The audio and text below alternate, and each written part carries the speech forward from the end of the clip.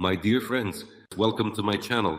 Today is Tuesday, May 20th, and I, Alexander Musienko, am here with you to talk about the events that I consider relevant, important, and worthy of your esteemed attention, as well as about what has happened today, what took place over the past day, and what it all means.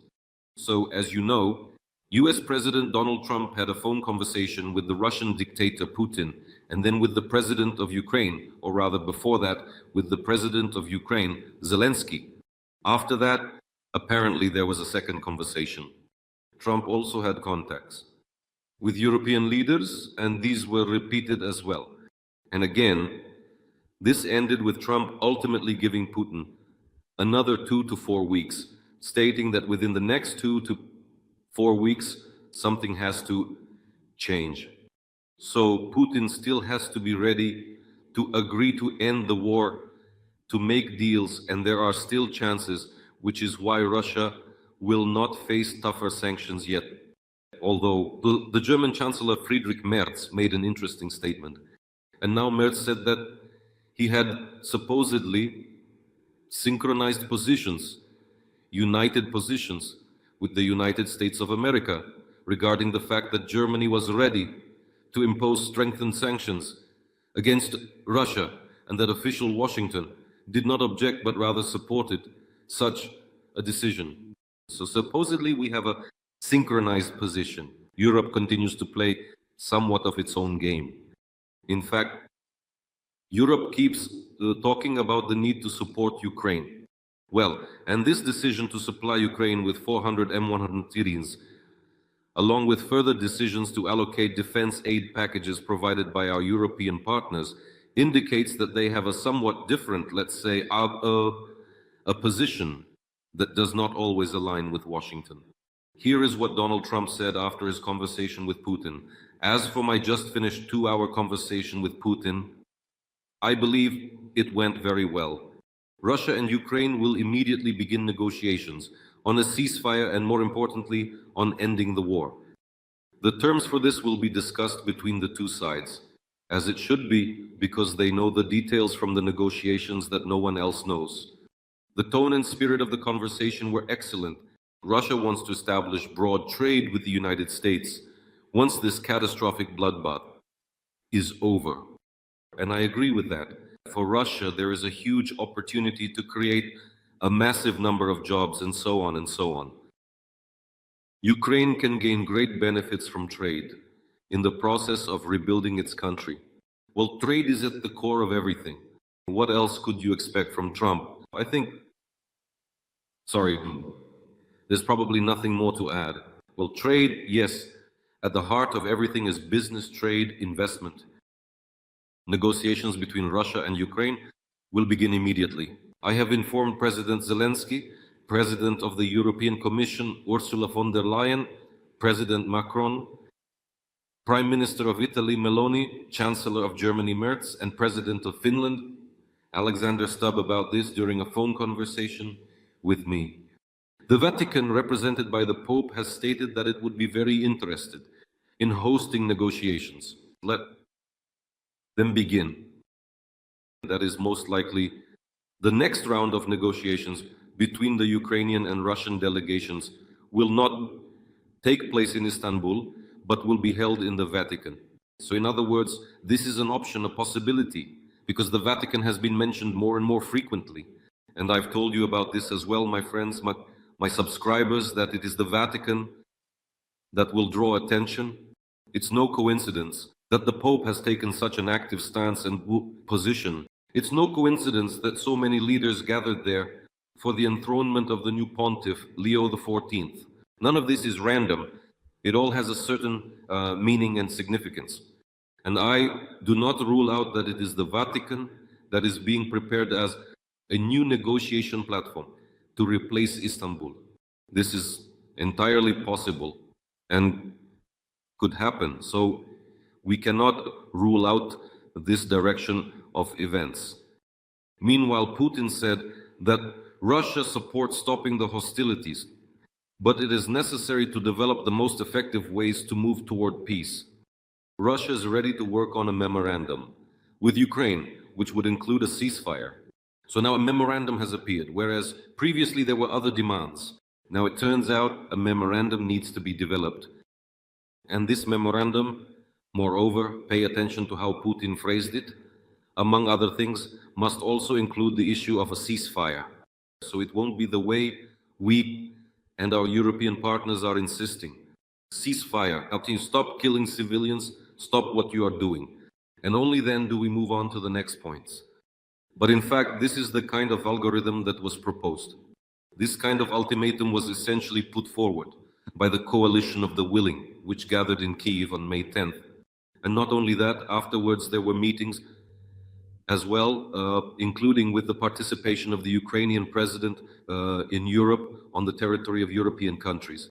And it was clearly determined that it is precisely this order, these specific yellow stages, this clear sequence that must be followed before we move on to discussing the substance of the matter.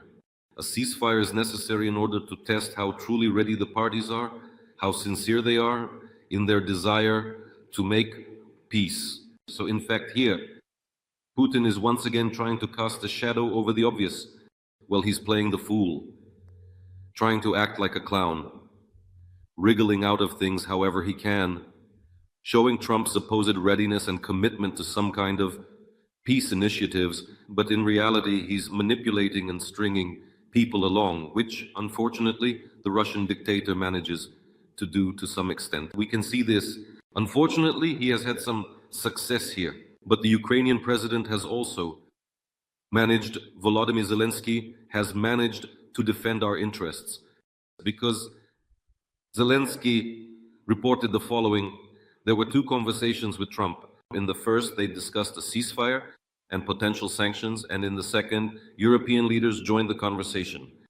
The president assured that Ukraine would not accept Russia's ultimatum and would not withdraw its troops from part of its own territory. Trump believes that the most important thing is for Ukraine and Russia to start direct negotiations. Zelensky notes, Ukraine is considering the possibility of a meeting attended by delegations from Russia, the US, EU countries, and the United Kingdom. So it's more about a peace conference, not even about bilateral negotiations, which don't make much sense, but specifically about a peace conference. And Zelensky says that if Russia proposes a memorandum, Ukraine will formulate its own vision. So we will take this memorandum, review it, add our own vision and comments on how we see it, and this will be passed on to Russia. But I want to draw your attention to what the president is actually talking about. The president assures that Ukraine will not accept Russia's ultimatum and will not withdraw its troops from part of its own territory. Apparently, this was mentioned to Volodymyr Zelensky during one of the conversations. Perhaps, and I do not rule out that, this is exactly why the president of Ukraine mentioned and commented on it, saying that we will not agree to this, because it cannot be ruled out that this issue was raised in just such a way, and once again the question was about the possible withdrawal of Ukrainian troops, including from Zaporizhzhia and Kherson, as a condition for achieving a ceasefire and further progress toward peace. Judging by the way the president emphasizes this, I do not rule out that this was a focal point. It cannot be ruled out that this issue was raised once again. Well, these are the results as of today. In other words, the negotiations are ongoing, they are intensive, but they will be very lengthy. This needs to be understood. For now, the results are uncertain. And the quality of the results will depend on how quickly they can put pressure on Putin, either to make him stop these hostilities or on how soon something happens to him for physiological reasons. In other words, how soon he dies. When Putin dies, in fact, that matters. Second, the situation on the battlefield at the front. It is clear that Russia is becoming more active. For the summer period, they are bringing in additional forces. We see that they are trying to advance and, after all, to enter directly into the territory of the Dnipropetrovsk region. In addition, things are unsettled in the Toretsk area, the Lyman direction as well. In other words, the enemy is conducting active combat operations. And of course, this will also affect how quickly, let's say, it will be possible to stop Putin, and also the consolidation of European partners and our own unity and cohesion. We see that despite the fact that we have problems, that we need more personnel, more people in the army, there are still technological solutions that, despite everything, make it possible to stop the enemy and inflict him the maximum losses. This is what matters right now. And of course, we must be prepared to continue this struggle because the negotiation process, I emphasize, will be lengthy. I think you have all already realized this. That is, it has actually already begun at the initiative of the United States of America, sometime at the end of February, when it was agreed that a meeting should take place in March in Saudi Arabia. Then the US met with Russia in Istanbul, then with Ukraine, then with Europe, then again with the coalition of the willing, now Istanbul, and now possibly the Vatican. Now again, Russia needs time to draft some kind of memorandum. And it just goes on like this, like this. Now Trump is again saying, okay, let's give them another 2 to 4 weeks, meaning we'll talk about this sometime in June. And in June, Putin will say that something still isn't right for him, that he wants to advance a little more somewhere. He'll just need a little more time. He'll keep stalling for time again. And he manages to do this as long as Trump doesn't impose tougher sanctions. Although it should be noted that during his press conference on May 19th, the US president did not rule out two things. He did not rule out the possibility that sanctions against Russia could be increased. And he did not rule out that the United States of America could increase its assistance and provide a greater amount of weaponry to our country. In other words, he confirmed that these two options remain on the table. And so, well, despite all this, Putin shouldn't get too comfortable either. But of course, if Trump continues in this manner, if, according to him, there are no tough, bold, and strong decisions, then naturally the reputation of the US president and of America as a whole in the world, as a global leader, could gradually decline. I hope that both Trump and the politicians around him in the US understand this. Well, at least I really hope so, and they will be making certain decisions. And besides, it's obvious that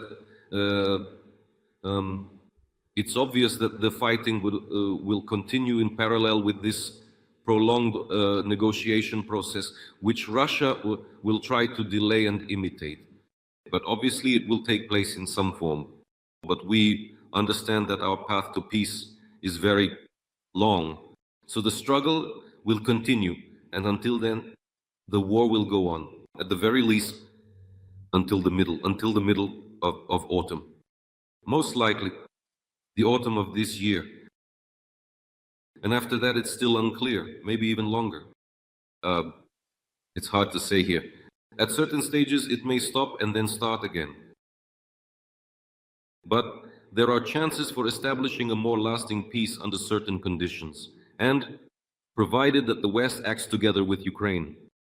Meanwhile, Finland has become one of the participants in the EU program that provides military aid to Ukraine, using the proceeds from frozen Russian assets in Europe.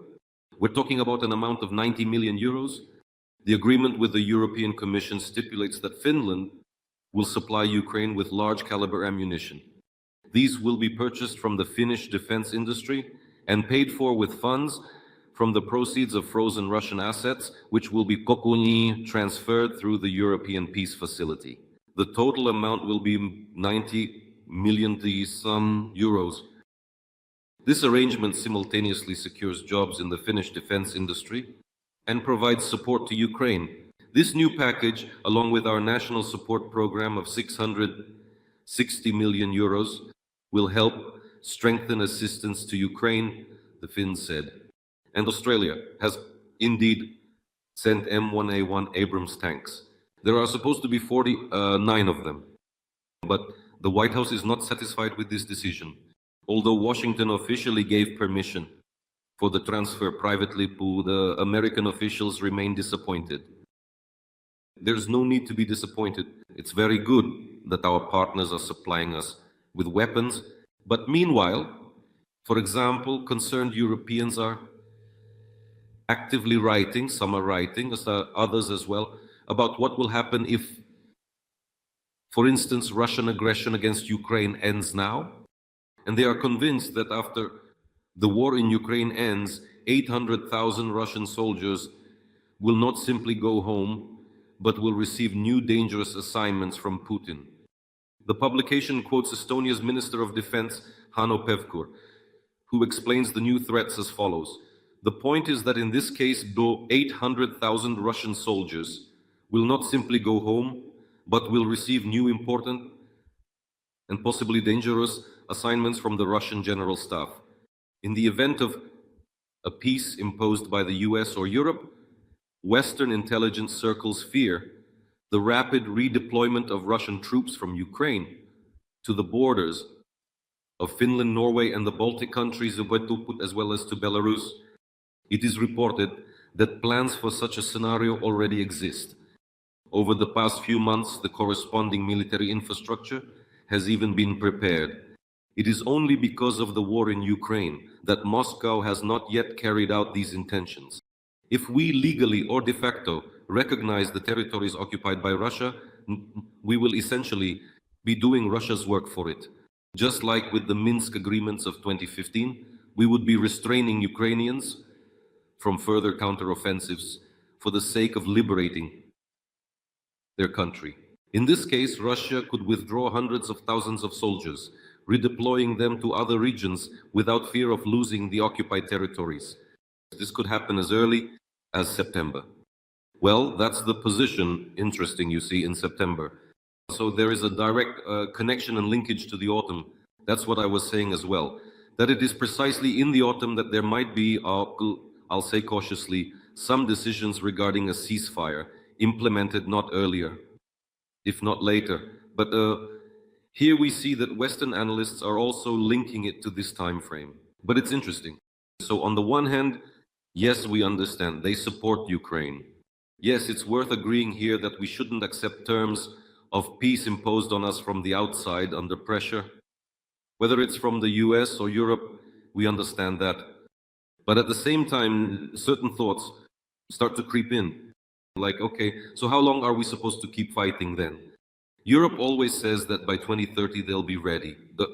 They'll have developed, expanded their capabilities, and adopted Ukraine's experience. So, are we supposed to fight until 2030 or what? This is actually an interesting question. How do Europeans see this for themselves?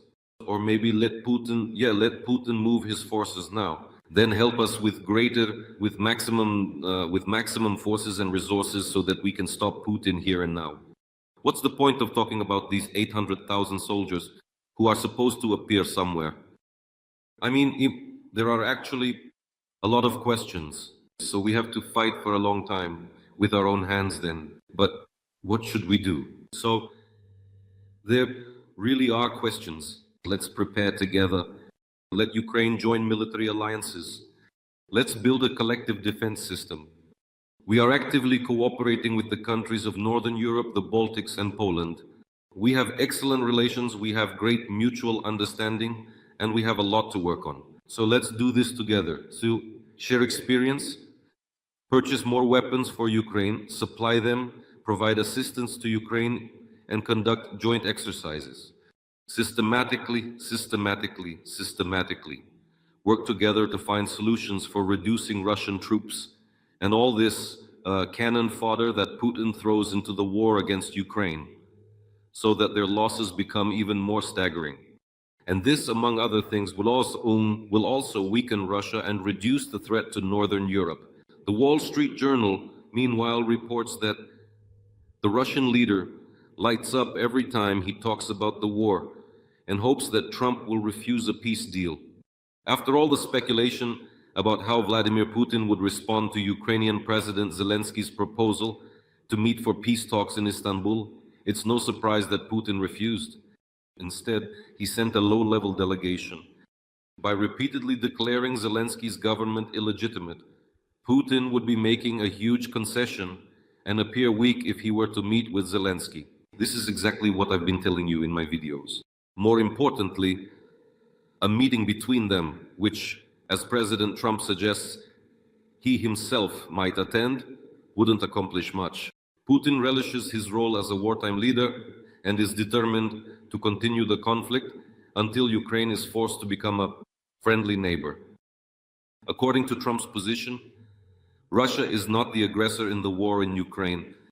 The White House's proposal for ending the conflict was developed last month, made significant concessions to the Kremlin by legitimizing Russia's occupation of Crimea and granting Russia all the territory it has gained since the start of the war. When Zelensky rejected the deal, Trump accused him of incitement and suggested that the problem was with him, not with Putin. Well, that's the analysis, and I completely agree. The New York Times and Bild are writing that Russia might attack Poland with up to 1 million troops, as well as Lithuania, Poland, and the countries of Northern Europe, and that these threats are serious. That's why, once again, we need to unite and fight against Putin. Take inspiration from the courage of the Ukrainian people. There's no need to be afraid of the Russians. We must fight them together. Take care of yourselves, and glory to Ukraine.